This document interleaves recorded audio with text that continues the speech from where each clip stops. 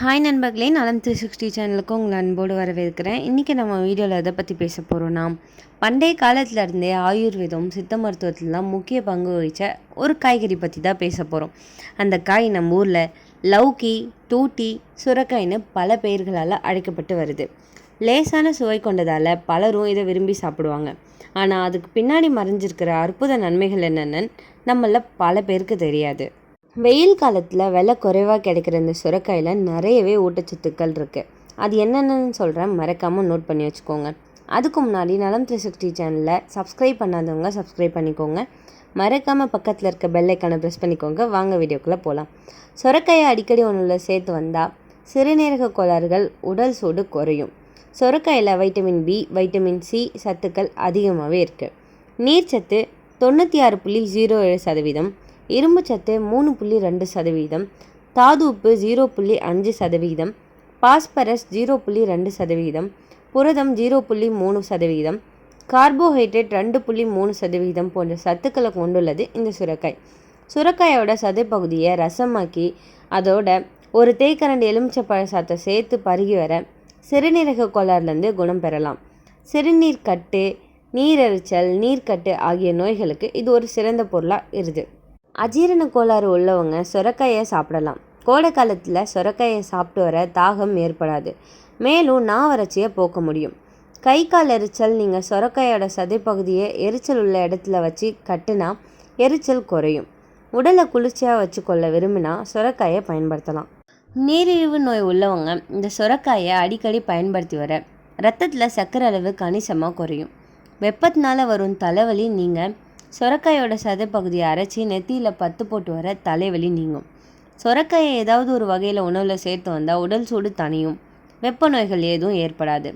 மனித உடலில் உள்ள தேவையற்ற வியர்வை சிறுநீர் வழியாக வெளியேறும். சுரையின் இலைகளை நீர்லிட்டு ஊற வச்சு அந்த நீரை பருகி வந்தால் வீக்கம், பெருவயிறு நீர்க்கப்பட்டு நீங்கும். காமல நோய்க்கு பயன்படுத்தலாம். சுரைக்காயை மதிய உணவோடு சேர்த்து அருந்தி வந்தால் பித்தம் சமநிலை அடையும். சுரைக்காய் நரம்புகளுக்கு புத்துணர்வை கொடுத்து உடலை வலுப்படுத்துது.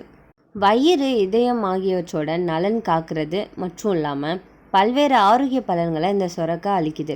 உடல் எடையை குறைக்க விரும்புகிறவங்களுக்கு, இரத்த அழுத்தத்தை குறைக்க விரும்புகிறவங்களுக்கு இது தினசரி உணவில் சேர்த்து கொள்ளலாம். சுரைக்காயில் உள்ள இதர பலன்கள் என்னென்ன அப்படின்றத இப்போ நான் சொல்கிறேன். உடலுக்கு நீர்ச்சத்து கிடைக்கும். சுட்டரிக்கிற மே மாத வெயில் தொடங்க இருக்குது. இந்த சமயத்தில் உடல் உஷ்ணம் அதிகரிக்கும். வெப்பக்காற்று வீசுவதால் எண்ணற்ற தொந்தரவுகள் ஏற்படும். இத்தகைய சூழலை நம்ம உடலுக்கு ரொம்ப அதிகப்படியான நீர்ச்சத்து வழங்குறது நமக்கு அவசியமான ஒன்று. வெறுமன தண்ணீர் குடிக்கிறதால மட்டும் பலன் அளிக்காது. எனவே நீர்ச்சத்து நிறைய காய்கறிகளையும் எடுத்துக்கொள்கிறது ரொம்பவே அவசியமான ஒன்று. இந்த வகையில் சுரைக்காய் ஒரு நல்ல தேர்வாக அமையும். உடல் எடையை குறைக்க இது உதவியாக இருக்குது. சுமார் 90% நீர்ச்சத்து நிரம்பிய சுரைக்காயில் கலோரிகள் ரொம்பவே குறைவு. அதோட நிறைவூட்டப்பட்ட கொழுப்புகள் எதுவும் கிடையாது. நிறைஞ்ச நார்ச்சத்து கொண்ட சுரைக்காய் செரிமான சக்தியை மேம்படுத்துது. இதில் vitamin B, vitamin C, vitamin A, vitamin K மற்றும் வைட்டமின் இ, இரும்பு சத்து, மெக்னீசியம் உள்ள சத்துக்கள் நிறைஞ்சிருக்கு. இதய ஆரோக்கியத்தை மேம்படுத்த உப்பு சத்து, பொட்டாசியம் முக்கியமான சத்துக்கள் நிரம்பிய இந்த சுரைக்காயை நம்ம பயன்படுத்துறதால இதயம் சார்ந்த நோய்கள் வராமல் தடுக்க முடியும். குறிப்பாக ஹைப்பர் டென்ஷன் பிரச்சனைக்கு நல்ல தீர்வை கொடுக்குது. உடலில் கொழுப்பை குறைக்கவும் இரத்த அழுத்தத்தை குறைக்கவும் இது உதவியாக இருக்குது. இதயத்திற்கு அங்கேருந்து பிற உடல் உறுப்புகளுக்கு சீரான இரத்த ஓட்டம் நடைபெறுவதை இது உறுதி செய்யுது. மலச்சிக்கல் பிரச்சனைக்கு தீர்வு தருது. நிறைஞ்ச நார்ச்சத்து, நீர்ச்சத்து ஆகியவை இருப்பதால் இது உணவை எளிமையாக செரிமானம் செய்ய உதவியாக இருக்குது. இது மட்டும் இல்லாமல் மலச்சிக்கல், அசிடிட்டி, வாயு போன்ற பிரச்சனைகள் இது குறைக்க உதவியாக இருக்குது. மனதிற்கும் உடலுக்கும் புத்துணர்ச்சி தரும். சுரைக்காயை சாம்பார், கூட்டு போன்ற உணவாக எடுத்துக்கொள்ளலாம். சில சமயம் ஜூஸ், சூப்பு போலவும் எடுத்துக்கொள்ளலாம். இது மனதில் உள்ள பாரங்களை குறைச்சி மனநலனை காக்கவும் உடலுக்கு புத்துணர்ச்சி தரவும் உதவிகரமாக இருக்குது. சுரைக்காய் தண்ணி நிறைஞ்ச காய்கறி. கோடை வெப்பத்தை குறைக்கவும் உடல் சூட்டை அடக்கவும் இது உதவியாக இருக்குது. அதிக நார்ச்சத்து இருக்கிறதால ஜீரண சக்தி மேம்படுத்தும். வயிற்றை இலகுவாக வச்சுருக்கும். மலச்சிக்கலை போக்குது. கொழுப்பு குறைவான காய்கறி அப்படின்றதால கொழுப்பு அதிகரிக்காமல் காக்கும். இரத்த அழுத்தம், கொலஸ்ட்ரால் கட்டுப்பாட்டில் வைக்கும். இதயம் ஆரோக்கியமாக இருக்கும். குளுக்கோஸ் லெவல் குறைக்க உதவியாக இருக்குது. இன்சுலின் செயல் சீராகும். சர்க்கரை நோயாளிகளுக்கு ரொம்பவே நல்லது.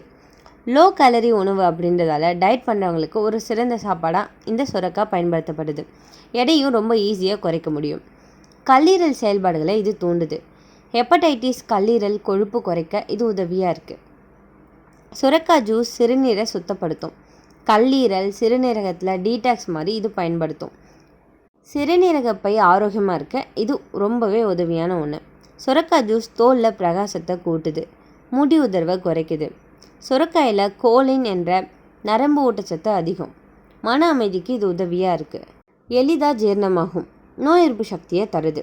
குழந்தைவங்கலேருந்து முதியோர்கள் வர ரொம்ப சிறந்த உணவுனா அது சுரக்காய் தான். இதில் கவனிக்க வேண்டிய விஷயம் என்னென்னா, கசப்பான சுரக்காய் அபாயம்னு சொல்லலாம். சில சமயம் சுரக்காய் கசப்பாக இருக்கும். அந்த கசப்பில் நச்சுத்தன்மை இருக்கும். சாப்பிட்டா வாந்தி, வயிற்று வலி, வயிற்றுப்போக்கு ஏற்படும். அதிகப்படியான சுரக்காய் ஜூஸ் குடிப்பது அதிக அளவு குடித்தா வயிறு கலக்கம் தரும். கல்லீரல் பாதிப்பு கூட ஏற்படலாம். சர்க்கரை நோயாளிகள் இதில் கவனிக்க வேண்டிய விஷயம் என்னென்னா, அதிகம் ஜூஸ் குடித்தா சர்க்கரை அளவு திடீர்னு குறையும் அபாயம் இருக்குது. கர்ப்பிணிகள் அதிகமாக சாப்பிடக்கூடாது. ஒரு சிலருக்கு வாந்தி, மயக்கம், வயிற்று வலி வர வாய்ப்பு இருக்குது. அலர்ஜி பிரச்சனை இருக்கவங்க தோல் அரிப்பு, வயிற்று வலி ஏற்படலாம். அப்போனா இந்த சுரக்காயை எப்படி சாப்பிட்றது நல்லது? சாம்பார், கூட்டு, கூழ், சுரக்காய் சூப், கஞ்சி போன்ற முறைகளில் இதை சாப்பிடலாம். கசப்பில்லாமல் இருப்பதை உறுதி செஞ்சு தான் பயன்படுத்த வேண்டும்.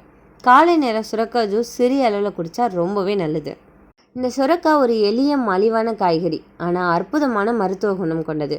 சரியான அளவில் கசப்பில்லாத தேர்ந்தெடுத்து சாப்பிட்டா நோய் எதிர்ப்பு சக்தி, ஜீரண ஆரோக்கியம், எடை கட்டுப்பாடு இப்படி எல்லாத்துக்குமே ரொம்பவே நன்மை தரும். ஆனால் அளவுக்கு மீறாமல் சாப்பிடணும். உங்களில் யாராவது சுரக்காய் ஜூஸ் குடிச்சிருக்கீங்களா? அப்படி குடிச்சிருந்தா அது என்ன டேஸ்ட்டில் இருக்குன்னு கமெண்ட்டில் சொல்லுங்கள். இந்த வீடியோ உங்களுக்கு பிடிச்சிருந்துச்சுன்னா லைக் பண்ணுங்கள், ஷேர் பண்ணுங்கள், மறக்காமல் நம்ம சேனலை சப்ஸ்கிரைப் பண்ணுங்கள். இன்னொரு அற்புதமான வீடியோவில் உங்களை சந்திக்கிறேன். பாய்.